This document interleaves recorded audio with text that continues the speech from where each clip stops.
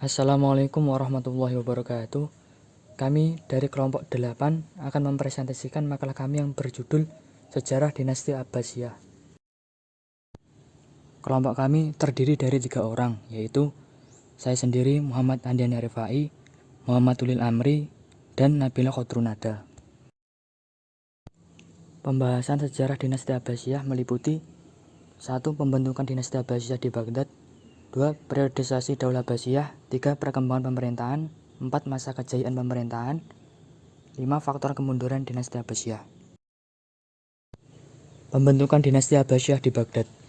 Proses lahirnya Abbasiyah dimulai dari kemenangan Abu Abbas As-Saffah dalam sebuah perang terbuka Al-Zab melawan Khalifah Bani Umayyah yang terakhir, yaitu Marwan bin Muhammad. Abu Abbas diberi gelar As-Saffah karena dia pemberani dan dia mampu memainkan mata pedangnya kepada lawan politiknya. Semua lawan politiknya diperangi dan dikejar-kejar, diusir keluar dari wilayah kekuasaan Abbasiyah yang baru direbut dari Bani Umayyah I. Berdirinya Bani Abbasiyah tahun 750 Masehi berarti secara formal semua wilayah kekuasaan Islam berada di bawah pemerintahan Abbasiyah, termasuk semua bekas wilayah Bani Umayyah, kecuali wilayah Bani Umayyah yang ada di Andalusia. Periodisasi Daulah Abbasiyah. 1. Fase pembentukan tahun 750 sampai 847 Masehi. Disebut pengaruh Persia pertama, yaitu berlanjut dari kekuasaan Khalifah pertama Abu Abbas As-Saffah sampai Khalifah ke-9 Al-Wathsik. Abu Abbas As-Saffah dan Abu Ja'far Al-Mansur sebagai khalifah pertama dan kedua disebut sebagai pelata pondasi yang kuat. Abu Ja'far juga yang membuat kebijakan pemindahan ibu kota Abbasiyah dari Damaskus ke wilayah yang lebih luas dan jauh dari pengaruh Bani Umayyah I, yaitu Baghdad, wilayah Persia. Khalifah Harun Ar-Rasyid. Khalifah kelima membangun peradaban ilmu pengetahuan dengan menyediakan berbagai fasilitas pendidikan bagi masyarakat luas, mahasiswa, ulama, atau para pecinta ilmu pengetahuan. Fase kedua tahun 847 sampai 945 Masehi. Fase kedua ini dikenal dengan pengaruh kekuasaan Turki pertama. Fase ini dimulai dari Khalifah ke-10 Al-Mutawakil. Pada fase ini perkembangan peradaban masih bisa berkembang, akan tetapi tidak sepesat seperti fase sebelumnya. Baru pada akhir abad ke-9, pada saat terjadi disintegrasi atau pecahnya kekuasaan Islam menjadi wilayah-wilayah kecil yang lepas dan merdeka dari pemerintah Abbasiyah sebagai pusat pemerintahan Islam, pada waktu itu proses pengembangan peradaban mulai menurun. Tetapi para pelajar dari Eropa masih berbondong-bondong belajar di pusat-pusat peradaban, baik di Baghdad maupun di kota-kota Andalusia. Fase ketiga tahun 945 sampai 1055 Masehi. Fase pengaruh dinasti Buwahi atau disebut juga pengaruh Persia. Fase ini dikenal dengan masa disintegrasi di kekuasaan dinasti Abbasiyah dan Muluk Tawaif di dinasti Umayyah II Andalusia. Wilayah-wilayah jauh Abbasiyah seperti di Afrika Utara dan di India minta merdeka dari Abbasiyah, Tuluniyah, dan Fatimiyah di Mesir, serta Idrisi di Maroko dan Sabak Takim di India mengumumkan merdeka dan lepas dari kekuasaan pusat Abbasiyah. Pada fase ini, perkembangan ilmu masih berjalan meskipun sudah menurun. Fase keempat tahun 1055 sampai 1194 Masehi. Dalam sejarah, fase keempat ini disebut dengan fase kekuasaan Bani Saljuk, atau dalam sejarah sering juga disebut dengan nama fase pengaruh Turki kedua. Kegiatan ilmu pengetahuan masih berjalan seperti yang dikembangkan oleh Bani Abbasiyah dan Umayyah di Andalusia, meskipun bersifat konservatif atau berjalan di tempat. Di wilayah Islam seperti Mesir telah berkobar perang salib menghadapi kaum Nasrani yang berlangsung selama 2 abad. Fase keempat tahun 1055 sampai 1194 Masehi. Dalam sejarah, fase keempat ini disebut dengan fase kekuasaan Bani Saljuk, atau dalam sejarah sering juga disebut dengan nama fase pengaruh Turki kedua. Kegiatan ilmu pengetahuan masih berjalan seperti yang dikembangkan oleh Bani Abbasiyah dan Umayyah di Andalusia, meskipun bersifat konservatif atau berjalan di tempat. Di wilayah Islam seperti Mesir telah berkobar perang salib menghadapi kaum Nasrani yang berlangsung selama 2 abad. Fase kelima tahun 1194 sampai 1258 Masehi. Fase ini dikenal dalam sejarah perkembangan Islam sebagai fase lemah sampai fase hancurnya kekuasaan Islam Abbasiyah. Setelah terjadi disintegrasi dan perang salib dalam wilayah Islam, maka kekuasaan Islam Abbasiyah di Baghdad maupun kekuasaan Umayyah II di Andalusia semakin menurun. Bahkan pada tahun 1258 Masehi, Abbasiyah diserang dan dibombardir oleh kekuasaan Mongol dengan membakar sekian ilmu pengetahuan, serta membakar mati para ilmuwan Islam Abbasiyah, dengan cara membakar perpustakaan sekolah-sekolah, serta membakar fasilitas-fasilitas umum, serta pusat peradaban Islam yang ada di wilayah Andalusia diserang dan dihancurkan oleh dua kerajaan Nasrani, Aragon dan Castelia. Maka lengkaplah kehancuran Islam pada fase ini. Untuk pembahasan selanjutnya akan diterangkan oleh teman saya. Perkembangan dinasti Abbasiyah. 1. Administrasi. Membentuk Diwan Alkitabah atau semacam sekretariat negara yang dipimpin oleh seorang Raisul Kutub. Di antaranya yang terkenal adalah Khatib al-Rasil, Khatibal Qarni, Khatib al-Jundi, al-Syurtat, dan al-Qadha, dan lain-lain. Dan juga ada Diwan atau semacam departemen yang dipimpin Rais al-Diwan. 2. Astronomi. Ilmu astronomi atau perbintangan berkembang dengan baik, bahkan sampai mencapai puncaknya. Kaum muslimin pada masa Bani Abbasiyah mempunyai modal yang terbesar dalam mengembangkan ilmu perhitungan. Mereka menggodok dan mempersatukan aliran-aliran ilmu bintang yang berasal atau dianut oleh Yunani, Persia, India, Kaldan, dan ilmu falak Arab jahiliyah.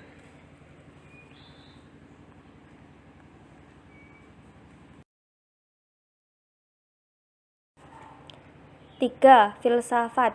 Perkembangan filsafat di masa Bani Abbas secara umum, nuansa filsafat mereka berakar pada tradisi filsafat Yunani. Melalui proses penerjemahan buku-buku filsafat yang berbahasa Yunani, para ulama Muslim banyak mendalami dan mengkaji filsafat serta mengadakan perubahan serta perbaikan sesuai dengan ajaran Islam. 4. Kedokteran. Para penulis utama bidang kedokteran setelah babak penerjemahan besar-besaran adalah orang Persia yang menulis dalam bahasa Arab. Ali al-Tabari, al-Razi, Ali ibn al-Abbas, al-Majusi, dan Ibnu Sina. Gambar dua orang di antara mereka, Al-Razi dan Ibnu Sina, menghiasi ruang besar Fakultas Kedokteran di Universitas Paris.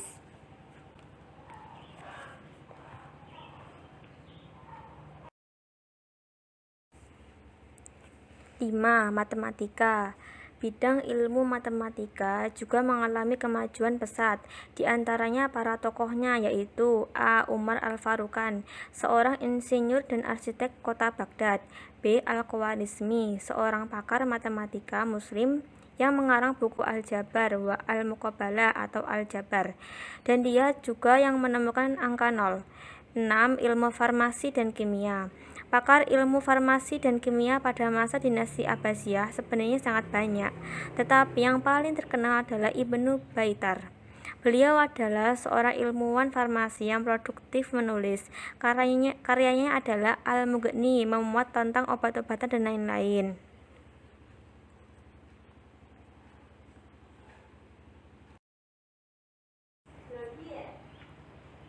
Masa kejayaan dinasti Abbasiyah. Dinasti Abbasiyah mencapai puncaknya pada masa pemerintahan Harun al-Rasyid 786 sampai 809 dan putranya Al-Ma'mun 813 sampai 833. Pada masa Harun al-Rasyid, Baghdad mulai muncul sebagai pusat peradaban dunia dengan tingkat kemakmuran dan peran internasional yang luar biasa. Berbagai pencapaiannya diantaranya: 1. Pada era Harun al-Rasyid, sejumlah teori-teori astronomi kuno dari Yunani direvisi dan dikembangkan lebih lanjut. 2. Selama pemerintahannya, Harun al-Rasyid berhasil mengkonsolidasi kepemimpinan Islam dan menyuburkan ilmu pengetahuan. 3. Era keemasan. Bani Abbasiyah juga mencatat penemuan-penemuan dan inovasi penting yang sangat berarti bagi manusia. Salah satu di antaranya adalah pengembangan teknologi pembuatan kertas. Kertas yang pertama kali ditemukan dan digunakan dengan sangat terbatas oleh bangsa Cina berhasil dikembangkan oleh umat muslim era Abbasiyah.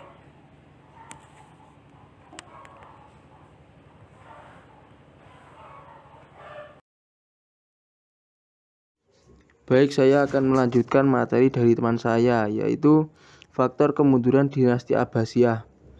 Faktor kehancuran Abbasiyah disebabkan oleh dua faktor besar, yaitu faktor internal dan eksternal. 1. Faktor internal. Perebutan kekuasaan berkepanjangan dalam istana Abbasiyah menimbulkan respon buruk dari masyarakat. B. Perilaku amoral yang ditunjukkan oleh para khalifah dan pembesar istana mulai dari khalifah 10 dan seterusnya. C. Sistem peralihan kekuasaan monarki. Dan D. Ketidakpuasan masyarakat terhadap pelayan pemerintah. Puncak ketidaksenangan masyarakat itu adalah banyak wilayah yang lepas dan minta merdeka dari pusat pemerintah Abbasiyah. Faktor yang kedua adalah faktor eksternal. A. Wilayah Abbasiyah yang terlalu luas. Luasnya wilayah Abbasiyah menyebabkan banyak wilayah yang secara geografis jauh dari pusat pemerintahan Baghdad tidak dipantau dan dibina secara intensif oleh pemerintah Abbasiyah. B. Perang Salib. Perang Salib berlangsung selama kurang lebih 200 tahun, yaitu berlangsung pada tahun 1096 sampai 1287 Masehi. Perang Salib ini berlangsung di wilayah yang merupakan pusat-pusat perkembangan Islam, di mana banyak fasilitas pendidikan dan fasilitas umum yang rusak, seperti sekolah, masjid, istana, dan lembaga-lembaga pemerintah atau umum yang rusak. C. Serangan tentara Mongol. Penyerangan Mongol dilakukan mulai tahun 1220 Masehi oleh penguasa timur, Leng Genghis Khan. Penyerangan ini dimulai dari dua pusat peradaban Abbasiyah di wilayah Transylvania, Bukhara, dan Samarkand. Selanjutnya penyerangan dilanjutkan ke daerah Abbasiyah lainnya, yaitu Tajikistan, Turkistan, Armenia, sampai ke daerah Anatolia. Terakhir tahun 1258 Masehi penyerangan diarahkan ke pusat kekuasaan Abbasiyah. D. Berdirinya Turki Utsmani. Berdirinya kerajaan Turki Utsmani pada tahun 1292 Masehi membawa banyak misi untuk menyelamatkan wilayah-wilayah Abbasiyah yang telah dihancurkan oleh pasukan Mongol. Ternyata dalam kenyataannya justru ikut memperparah kehancuran Abbasiyah.